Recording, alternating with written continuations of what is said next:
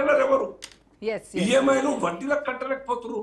Okay ఈ కోటేశ్వరరావు గారు యొక్క ఫ్రీ బీస్ కారణంగా అలవాటు చేసే రెండు పార్టీలు కూడా యా ఎస్ సార్ ఆలోచన ప్రజలు.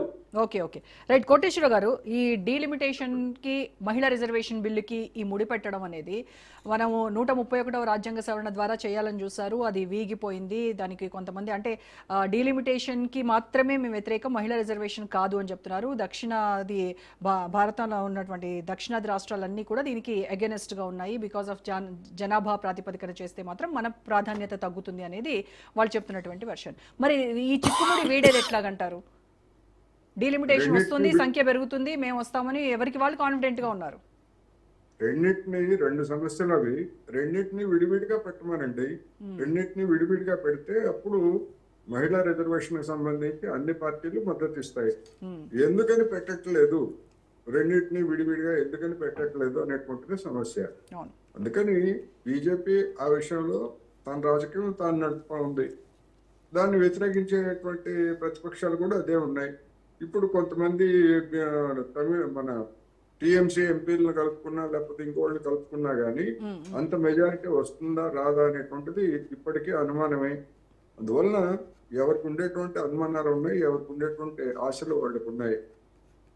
ఈ నేపథ్యంలో చూసినప్పుడు ఎందుకని బీజేపీ ఆ రెండింటిని కలిపి జమిలి ఎందుకు అంటే, జమిలి కాదు, ఈ రెండింటిని డీలిమిటేషన్ మహిళా రిజర్వేషన్ ని ఎందుకు కలిపి పెట్టాలి, ఏమన్నా రీజన్ ఏమన్నా చెప్తారా? సంతృప్తికరమైనటువంటి రీజన్ ఎవరు ఇంతవరకు చెప్పలేదు, భవిష్యత్తులో కూడా చెప్పలేదు. విడివిడిగా పెట్టండి, విడివిడిగా పెడితే ఆమోదించారు కదా ఆల్రెడీ. అంటే అదే మహిళా రిజర్వేషన్ బిల్లు మేము పెడుతున్నాము అని జనాల్లోకి వెళ్ళాలి, మళ్ళీ ఇటువైపు ప్రతిపక్షాలన్నీ వీటిని వ్యతిరేకిస్తున్నాయి కాబట్టి బిల్లు వీగిపోతుంది అని చెప్పేటువంటి ప్రయత్నం. చాణక్య రాజకీయం అది, అమిత్ షా గారు మోడీ గారి రాజకీయం అది. అందులో అందుకని మహిళల మీద శ్రద్ధ లేదు, లేకపోతే మహిళలకి చిత్తశుద్ధి లేదు. నిజానికి అటువంటి చిత్తశుద్ధి ఉంటే ఆ స్ఫూర్తిని తీసుకొని మొన్న జరిగినటువంటి 5 రాష్ట్రాల ఎన్నికల్లో వాళ్ళు మరి 33% రిజర్వేషన్ ఏమైనా ఇచ్చారా? ఇవ్వలేదు. రేపు జరగబోయేటువంటి 5 రాష్ట్రాలు, ఉత్తరప్రదేశ్, మన గుజరాత్, ఈ ముఖ్యమైనటువంటి బీజేపీ రాష్ట్రాలు, ఆ రాష్ట్రాల్లో అయినా 33% సీట్లు ఇస్తారా? నేను ఖచ్చితంగా చెప్తున్నా, ఇవ్వరంటే ఇవ్వరు. ఎందుకంటే వాళ్ళకి ఆ చిత్తశుద్ధి లేదు, ఆ స్ఫూర్తి లేదు, ఆ చిత్తశుద్ధి లేదు.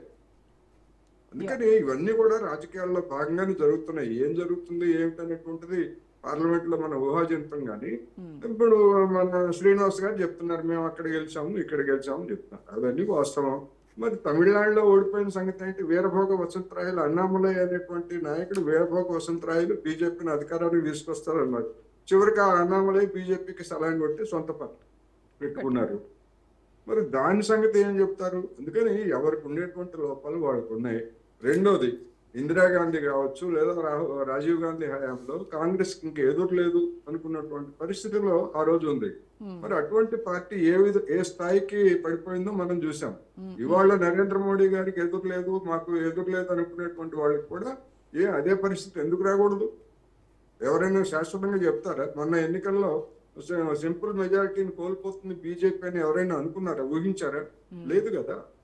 అందుకని ప్రపంచంలో జరుగుతున్న పరిణామాలు, దేశంలో జరుగుతున్న పరిణామాలు, అనూహ్యమైనటువంటి రాజకీయ పరిణామాలు ఇంకా 3 సంవత్సరాలు, 2029కి 3 సంవత్సరాలు ఉన్నాయి కనుక ఈ లోపల జరిగేటువంటి పరిణామాలన్నింటిని బట్టి ఎన్నికలు ఉంటాయి. ఒకవేళ జమిలి పెట్టినా లేకపోతే సీట్లు పెంచినా మొత్తంగా ప్రజల నుంచి దూరం అయితే ఆ సీట్లకు అనుగుణంగానే ఓటమి కూడా అంత తీవ్రంగానే ఉంటది. సార్ ఇంకొక క్వశ్చన్ ఏంటంటే, క్విక్ గా ఆన్సర్ చేయండి దీనికి కూడా. ఒకవేళ జమిలీ జరిగి 2009 జూన్లోనే కనుక ఎలక్షన్స్ జరిగితే మరి ఈ 6 నెలల పాటు, డిసెంబర్తో ముగుస్తుంది కాబట్టి డిసెంబర్ టు మే వరకు కూడా ఏం జరగబోతుంది అంటారు? ఈ 6 నెలల్లో అంటే రాజ్యాంగ సవరణ ప్రకారం చేసుకొని వీళ్ళు ప్రభుత్వానికి పొడిగింపిస్తారా, గడువు పొడిగిస్తారా, లేదు అంటే రాష్ట్రపతి పాలనకి ఎక్కువగా అవకాశాలు ఉంటాయా?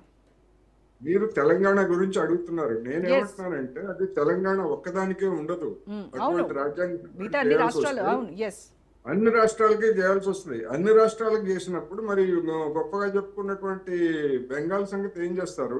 రేపు 27లో జరిగేటువంటి ఎన్నికల్లో మళ్ళా బీజేపీ వస్తో రాదు, అది వేరే అంశం అనుకోండి. వచ్చిన చోట ఒకవేళ వస్తే మరి యోగి ఆదిత్యనాథ్ గారు లేదా గుజరాత్ లో వీటిలో ఏం చేస్తారు?